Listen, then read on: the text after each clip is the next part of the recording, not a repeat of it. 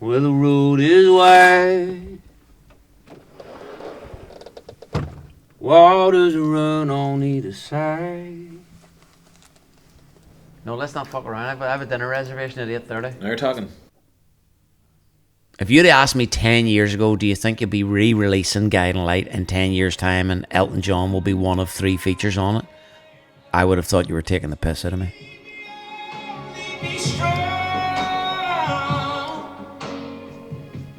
I don't know if you can hear this, but he's saying that's amazing, best he's ever heard. I don't really need to do it again, but just do it so they've got options. When I need to get home, you're my guide.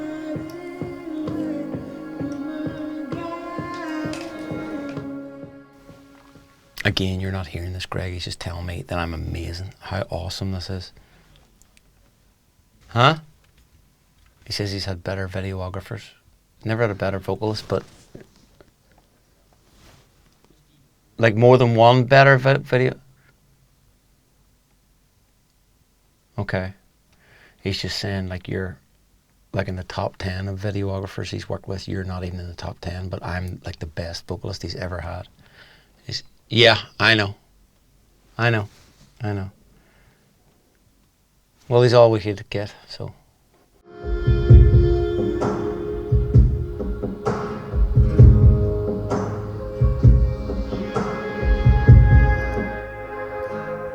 I saw you smiling when I received that moment from Foy, that ad-lib.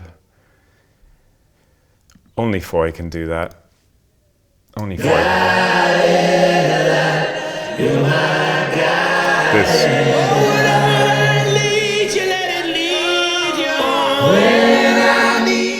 I think with the Preacher Dad, we know that the apple didn't fall far from the tree there.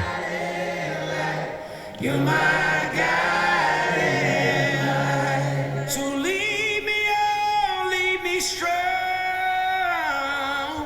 I didn't want it to be like the original. I wanted it to be where Guiding Light is in this moment now. And in another 10 years, maybe there's another version of Guiding Light again. Well, the road is wide, and waters run on either side, and my shadow in the fading light. One more time. I was a Foy Vance fan from the age of about 15, and I went to a load of his gigs back then, and he used to end with Guiding Light, and it was a song that I was, obsessed with, and I learnt it in my bedroom, and I used to play it at pub shows and stuff like that, trying to be Foy. Yeah, when we got to know each other, I sort of asked him why he'd never recorded it, because it was something that, I only found videos on YouTube. That's how I learnt it, and I really sort of encouraged him to record it. And when he was recording it, he was like, "Oh, why don't you sing it with me? If you've been singing it for all these years, you should sing it with me." So we sung it on The Joy of Nothing in 2013. And then when he said he was re-recording it and wants to do it with Keith Urban and Elton John, I was like, that sounds great. So yeah. When you have the most important song to you and it already exists, to reapproach it, it can be a bit of a scary task. It's a big idea, and I wanted to make sure that we were able to honor the song. The day we talked about what this version of Guiding Light might be, he sent me some voice notes of his dad singing in church. And I had some voice memos of my dad that he'd left me before he died. So that night, when Foy went off to bed, I sat up and I chopped up our dad's voices and made a kind of an atmospheric bed as a sort of a foundation to build on.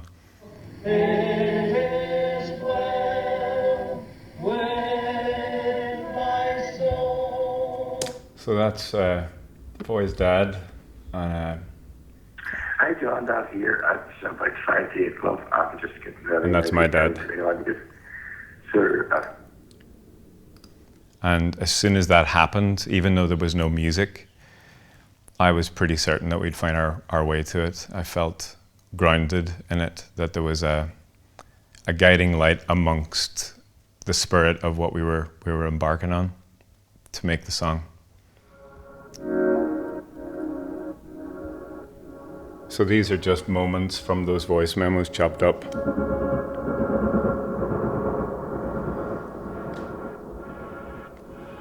And they probably don't make much sense without the...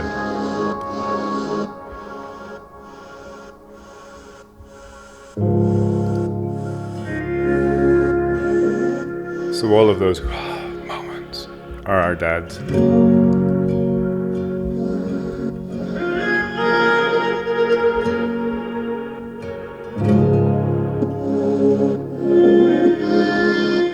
I just love that they exist in the ether of it.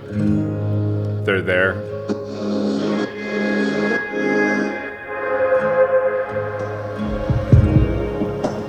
And as you know, Keith Urban is one of the artists that performed in this, and he sent some beautiful guitar playing, which we managed to get into the song too. And Keith's guitars find their way in so many times throughout. I'll give you some blasts with Keith. Like this beautiful atmospheric stuff he did.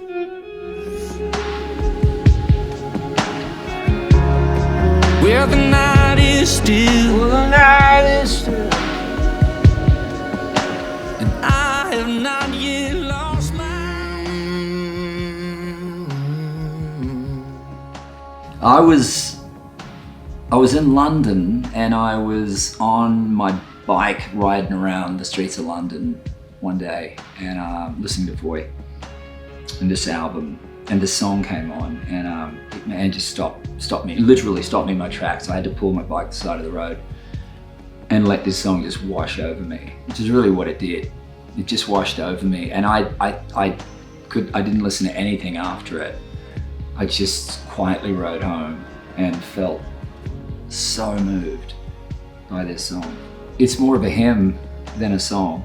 It captures all of the beauty and the struggle, everything it is to be a spiritual being having a human experience. I think this song captures it.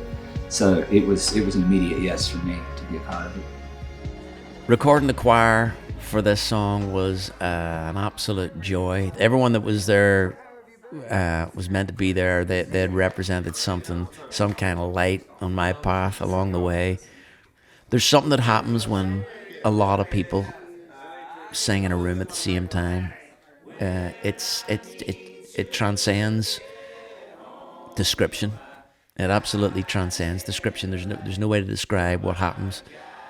So everyone was coming at it with the right energy, and you could feel that in the room, like a big concoction of energies, a big kind of emotional soup.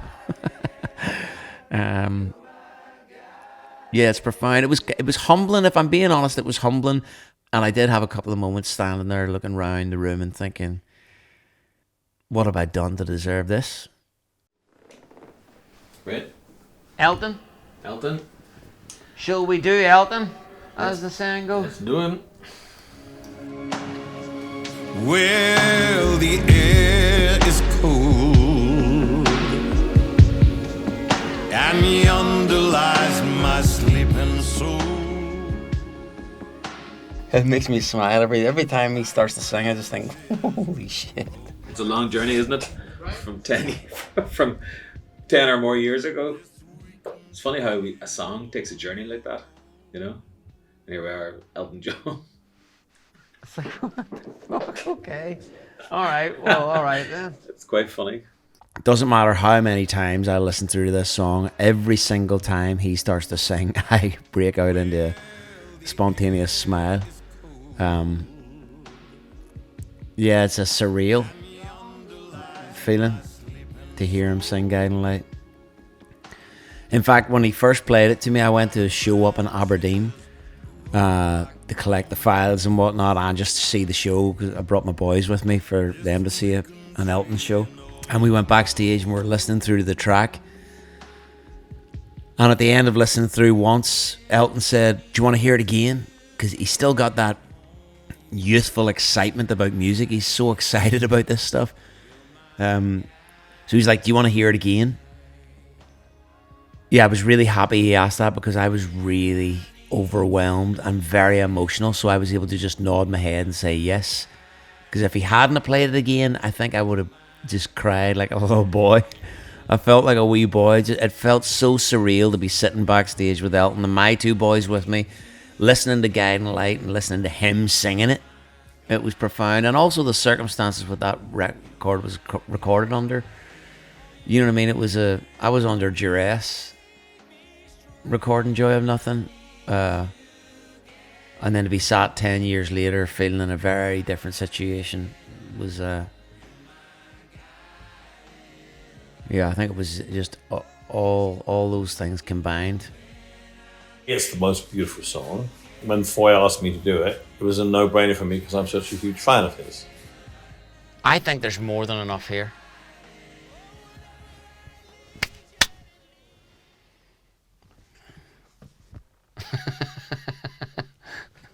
Well, I'm mostly happy, so that's good.